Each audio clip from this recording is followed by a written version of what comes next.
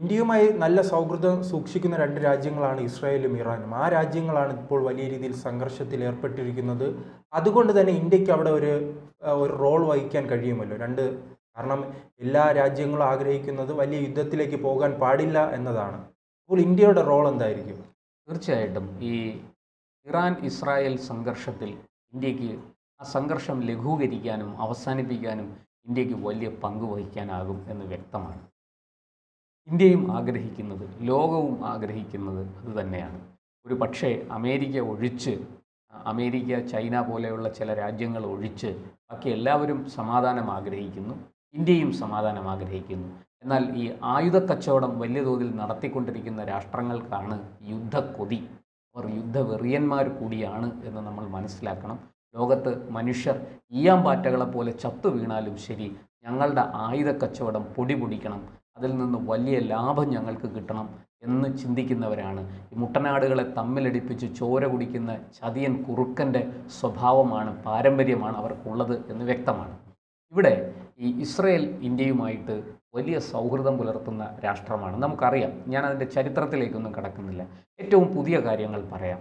ഇസ്രയേലുമായിട്ട് നമ്മൾ സാങ്കേതിക വിദ്യയുടെ കാര്യത്തിൽ സഹകരിക്കുന്നുണ്ട്. അതുപോലെ തന്നെ കാർഷിക രംഗത്ത് സഹകരിക്കുന്നുണ്ട്.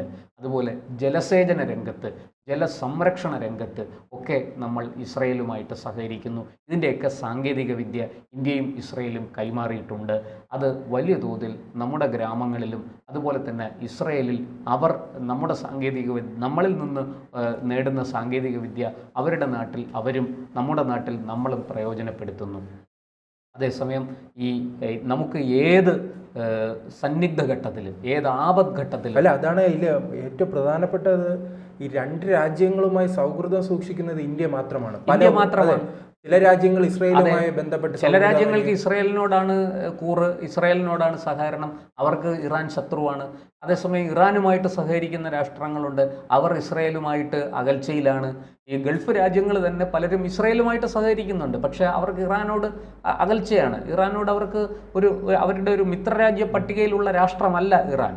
ഉദാഹരണത്തിന് സൗദി അറേബ്യ. ഇപ്പോൾ സൗദി അറേബ്യ യുദ്ധം അവസാനിപ്പിക്കണം, ഈ ഇറാനെ ആക്രമിക്കരുത് എന്നൊക്കെ പറഞ്ഞ് രംഗത്ത് വന്നിട്ടുണ്ടെങ്കിലും അവർക്ക് ഇസ്രായേലിനോടാണ് കൂടുതൽ കൂറ് എന്ന് നമ്മൾ മനസ്സിലാക്കണം.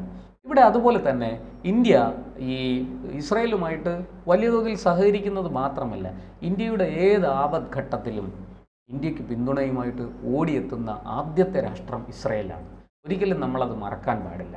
അതുകൊണ്ട് തന്നെയാണ് ഇസ്രായേൽ പാലസ്തീൻ വിഷയത്തിലും നമ്മൾ ഒരു ശരിയായ നിലപാട് നമ്മൾ എടുത്തിരിക്കുന്നത്. പ്രിയങ്ക ഗാന്ധി അടക്കമുള്ള നേതാക്കൾ വലിയ വിമർശനവുമായി രംഗത്ത് വന്നിട്ടുണ്ട്. കാരണം ഈ പാലസ്തീൻ്റെ അവിടെ ഈ യുദ്ധം അവസാനിപ്പിക്കണം, അല്ലെങ്കിൽ ഇസ്രായേലിൻ്റെ ആക്രമണം അവസാനിപ്പിക്കണം എന്നാവശ്യപ്പെട്ട് UN പ്രമേയമുണ്ടായപ്പോൾ സ്പെയിൻ കൊണ്ടുവന്ന ഒരു പ്രമേയം ഇന്ത്യ പിന്തുണച്ചില്ലെന്ന് പറഞ്ഞാണ് ഈ വിമർശനം അല്ല, അത് നമുക്ക് അറിയാവുന്നതേ ഉള്ളൂ. ഈ കുറുക്കൻ്റെ കണ്ണ് കോഴിക്കൂട്ടിലെന്ന് പറഞ്ഞ പോലെ അത് ആരെ തൃപ്തിപ്പെടുത്താനാണെന്ന് എല്ലാവർക്കും അറിയാം.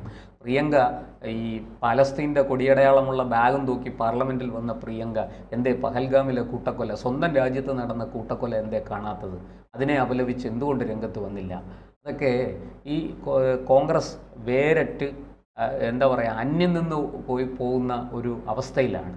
ആ കോൺഗ്രസും അതിലെ ഈ നെഹ്റു കുടുംബത്തിൻ്റെ ഇളമുറക്കാരെ കുറിച്ചും നമുക്ക് അധികം സംസാരിക്കാതിരിക്കുന്നതാണ് വാസ്തവത്തിൽ നല്ലത്. അതവിടെ നിൽക്കട്ടെ, ഞാൻ ഇതിലേക്ക് വരാം. അപ്പോൾ അങ്ങനെ ഇസ്രയേലുമായിട്ട് നമുക്ക് വളരെ ആഴത്തിലുള്ളൊരു ബന്ധമുണ്ട്. ഇനി ഇറാനുമായിട്ട് നമുക്ക് ഒരുപാട് വ്യാപാരങ്ങളുണ്ട്. ഇറാനിൽ നമ്മളൊരു തുറമുഖം നിർമ്മിച്ചു കൊടുക്കുന്നുണ്ട്. ഈ അദാനിയാണ് ആ തുറമുഖം നിർമ്മിക്കുന്നത്. മാത്രമല്ല ഇറാനുമായിട്ട് വളരെ അടുത്ത ബന്ധം, വളരെ നല്ല ബന്ധം, വ്യാപാര ബന്ധം നമ്മൾ പുലർത്തുന്നു. ഇറാൻ ആവശ്യമുള്ള പല സാങ്കേതിക വിദ്യകളും നമ്മൾ കൊടുക്കുന്നു. ഇറാനിൽ നിന്ന് നമുക്ക് കിട്ടുന്നത് ക്രൂഡ് ഓയിലും പ്രകൃതിവാതകവും തുടങ്ങിയ കാര്യങ്ങളാണ്. അതിനപ്പുറത്തേക്ക് വളരെ പണ്ട് തൊട്ട് തന്നെ ഇറാൻ്റെ പഴയ പേര് പേർഷ്യ എന്നാണ്. ഈ പേർഷ്യയുമായിട്ട് വളരെ പണ്ട് തൊട്ടേ നമുക്ക് ബന്ധങ്ങളുണ്ട്. നമ്മൾ വ്യാപാരത്തിൽ ഏർപ്പെട്ടിരുന്നു. എന്തിനു പറയുന്നു, കേരളത്തിലേക്ക് പോലും പേർഷ്യക്കാരുടെ ആഗമനം ഉണ്ടായിട്ടുണ്ട്. അറബികൾ വരുന്നതിന് മുമ്പ് തന്നെ പേർഷ്യക്കാർ കേരളത്തിൽ വന്നിട്ടുണ്ട്. വ്യാപാര ബന്ധങ്ങൾ ഉണ്ടായിരുന്നു. രാജാക്കന്മാരുമായിട്ട് നല്ല സൗഹാർദ്ദം അവർ കാത്തു സൂക്ഷിച്ചിരുന്നു. ഇതൊക്കെ വളരെ പുരാതന കാലം തൊട്ടേ, പൗരാണിക കാലം തൊട്ടേ ഉള്ള ബന്ധങ്ങളാണ്. അപ്പോൾ അതുകൊണ്ട് തന്നെ ഇന്ത്യയെ സംബന്ധിച്ച് ഈ രണ്ട് രാഷ്ട്രങ്ങളും ഇന്ത്യയോട് വളരെ അനുഭാവപൂർണ്ണം, സൗഹാർദ്ദപരമായിട്ട് ഇടപഴകുകയും പെരുമാറുകയും ചെയ്യുന്നതാണ്. നമുക്കറിയാം മുമ്പ് പലപ്പോഴും സംഘർഷം ഉണ്ടാകുമ്പോൾ ഇറാൻ ആദ്യം പറയുന്നത് ഇന്ത്യയുടെ പേരാണ്. നരേന്ദ്രമോദി ഇതിന് മധ്യസ്ഥത വഹിക്കണം. അവിടുത്തെ വിദേശകാര്യമന്ത്രിയും അവരുടെ അംബാസഡറും ഒരുമിച്ച് ആവശ്യപ്പെട്ടതാണ് ഇന്ത്യൻ പ്രധാനമന്ത്രി നരേന്ദ്രമോദി പറഞ്ഞാൽ ഞങ്ങൾ അനുസരിക്കാം, അദ്ദേഹം പറയുന്ന കണ്ടീഷൻസ് ഞങ്ങൾക്ക് സ്വീകാര്യമാണ് എന്ന്. കാരണം നമ്മുടെ പുറത്ത് അവർക്കുള്ള വിശ്വാസം അതാണ്.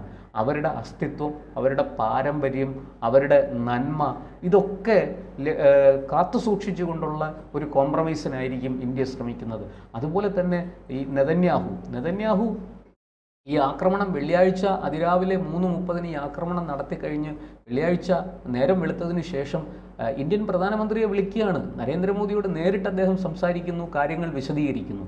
നരേന്ദ്രമോദി കൊടുത്ത മറുപടി ആ മേഖലയിലെ അശാന്തിയും അസ്ഥിരതയും അവസാനിപ്പിക്കണം, അവിടെ സമാധാനം പുലരണം, ഞങ്ങൾ ആഗ്രഹിക്കുന്നത് അതാണ്, അതിനു വേണ്ടിയിട്ട് ഞങ്ങൾ എന്തും ചെയ്യാം, നിങ്ങളോടും അവരോടും ഒരുപോലെ സംസാരിക്കാൻ ഞങ്ങൾ തയ്യാറാണ്, പ്രശ്നങ്ങൾ നമുക്ക് പറഞ്ഞു തീർക്കാൻ കഴിയാത്ത പ്രശ്നങ്ങളൊന്നും ലോകത്തില്ല എന്ന ഒരു നിലപാടാണ് ഇന്ത്യ എടുത്തത്, നരേന്ദ്രമോദി സ്വീകരിച്ചത്. നെതന്യാഹുവിനെ സംബന്ധിച്ചും നരേന്ദ്രമോദിയും ഇന്ത്യയും അവരുടെ ഏറ്റവും വിശ്വസ്തനായ സുഹൃത്താണ്. അതുപോലെ തന്നെ ഇറാനെ സംബന്ധിച്ച് ഇന്ത്യയും നരേന്ദ്രമോദിയും അവരുടെ ഏറ്റവും വിശ്വസ്തനായ വ്യാപാര സുഹൃത്താണ്.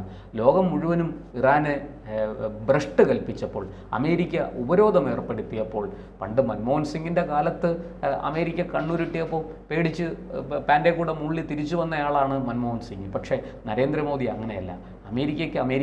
അമേരിക്കയുടെ വഴി, ഞങ്ങൾക്ക് ഞങ്ങളുടെ വഴി, ഞങ്ങൾക്ക് എവിടുന്ന് ലാഭത്തിന് ക്രൂഡ് ഓയിൽ കിട്ടുമോ അവിടുന്ന് ഞങ്ങൾ വാങ്ങും, ഞങ്ങളുടെ രാജ്യത്തെ ജനങ്ങളെ വിലക്കയറ്റത്തിൽ നിന്ന് രക്ഷിക്കേണ്ടത് ഞങ്ങളുടെ കടമയാണ്. ഇതാണ് നരേന്ദ്രമോദിയുടെ സ്റ്റാൻഡ്, ഉറച്ച നിലപാടാണ് അദ്ദേഹം. അതുകൊണ്ട് എന്ത് ചെയ്തു? ഇറാനുമായിട്ട് വ്യാപാര ബന്ധം. ഇപ്പോഴും അമേരിക്ക ഇറാന് ഉപരോധം ഏർപ്പെടുത്തിയിരിക്കുകയാണ്. ഭാഗികമായിട്ട് മാത്രമാണ് ആ ഉപരോധം പിൻവലിച്ചിട്ടുള്ളത്. അതേസമയം ഇന്ത്യൻ രൂപ കൊടുത്താണ് ഇറാനിൽ നിന്ന് സാധനങ്ങൾ വാങ്ങുന്നത്, ഈ ക്രൂഡ് ഓയിലും മറ്റുമൊക്കെ വാങ്ങുന്നത്. അതുപോലെ റഷ്യയുമായിട്ടും നമുക്ക് നല്ല ബന്ധമാണ്. റഷ്യയിൽ നിന്നും നമ്മൾ ഇന്ത്യൻ രൂപ കൊടുത്താണ് ഈ ക്രൂഡ് ഓയിൽ നമ്മൾ വാങ്ങിയിരുന്നത്. റഷ്യക്കെതിരെയും അമേരിക്ക ഉപരോധം ഏർപ്പെടുത്തിയിരുന്നു. ഇത്തരത്തിൽ അമേരിക്ക ലോകം മുഴുവനും നടന്ന് ഈ കുത്തിത്തിരിപ്പുകൾ ഉണ്ടാക്കാൻ അവർ വളരെ മിടുക്കരാണ്. കാരണം അവർക്ക് ആയുധ കച്ചവടം ഒരു പ്രധാന ലാഭം കിട്ടുന്ന ഒരു വ്യാപാരമാണ്. ആ വ്യാപാരം അതുപോലെ തന്നെ ട്രംപിനെ ഇപ്പോൾ വിശ്വസിക്കാൻ കഴിയുന്നില്ല. ഇദ്ദേഹം ഇടനില നിന്നില്ലെങ്കിലും പറയും ഞാൻ നിന്നിട്ടുണ്ടെന്ന് പറയും. അല്ല, അതൊക്കെ ട്രംപ് നമുക്ക് മനസ്സിലായത് ഈ അമേരിക്കയിൽ ഒരു പപ്പു മോൻ ഉണ്ടെങ്കിൽ അത് ട്രംപാണ് എന്ന് നമുക്ക് മനസ്സിലായിട്ടുണ്ട്. നമുക്ക് മാത്രമല്ല ലോകം മുഴുവനും അത് മനസ്സിലായിട്ടുണ്ട്. അത് മനസ്സിലാകാത്ത രണ്ട് കൂട്ടരേ ഉള്ളൂ. ഒന്ന് കോൺഗ്രസ്സുകാരും പിന്നെ അമേരിക്കയിലെ ട്രംപും. ഈ രണ്ടുപേർക്കും അത് മനസ്സിലായിട്ടില്ല. പക്ഷെ മറ്റുള്ളവർക്കെല്ലാം തന്നെ അദ്ദേഹത്തിനെതിരെ രൂക്ഷ വിമർശനമാണ്. ഇത് തിരിച്ചറിഞ്ഞതുകൊണ്ടാണോ മസ്ക് ഗുഡ് ബൈ പറഞ്ഞു പോയത്? അതുകൊണ്ടാണ്. എന്തായാലും ഈ പ്രശ്നം അവസാനിപ്പിക്കാൻ ഇപ്പോൾ ഇന്ത്യ ഇടപെടണം എന്നുള്ള ആവശ്യം ഒരു ഭാഗത്ത് ശക്തമാണ്. നരേന്ദ്രമോദി പറയുകയും ചെയ്തു ഞങ്ങൾ ഇടപെടാം എന്ന് പറഞ്ഞു. ഇപ്പോൾ അദ്ദേഹം സർപ്രൈസിലേക്ക് പോയിരിക്കുകയാണ്. അവിടെ നിന്ന് കാനഡയിലേക്ക് G7 ഉച്ചകോടിയിൽ പങ്കെടുക്കാൻ അദ്ദേഹം കാനഡയിലേക്ക് പോകും. പക്ഷേ അപ്പോഴൊക്കെ അദ്ദേഹം പറയുന്നുണ്ട്, ഇവിടുന്ന് യാത്രയായപ്പോഴും മാധ്യമപ്രവർത്തകർക്ക് നൽകിയ പ്രസ്താവനയിൽ അദ്ദേഹം പറഞ്ഞിരിക്കുന്നത് ഈ വിഷയത്തിൽ ഞങ്ങൾ ഇടപെടാം, സമാധാനം പുനഃസ്ഥാപിക്കണം, ഈ കലഹം അവസാനിപ്പിക്കണം, സംഘർഷം അവസാനിപ്പിക്കണം എന്ന് തന്നെയാണ്. എന്തായാലും നമുക്ക് കാത്തിരുന്ന് കാണാം. ഇന്ത്യയുടെ ഇടപെടൽ അവിടെ വിജയിക്കുമെന്ന് തന്നെയാണ് എല്ലാവരുടെയും പ്രതീക്ഷ. ലോകരാഷ്ട്രങ്ങളെല്ലാം അത് സ്വീകരിക്കും. ഇന്ത്യ മുന്നോട്ട് വെക്കുന്ന ആ ഒരു നിലപാട്, അല്ലെങ്കിൽ ഇന്ത്യ മുന്നോട്ട് വെക്കുന്ന കണ്ടീഷൻസ്, സമാധാനം പുനഃസ്ഥാപിക്കാൻ വേണ്ടുന്ന കണ്ടീഷൻസ് ലോകം മുഴുവനും അംഗീകരിക്കും എന്ന് തന്നെയാണ് നമ്മുടെയും പ്രതീക്ഷ.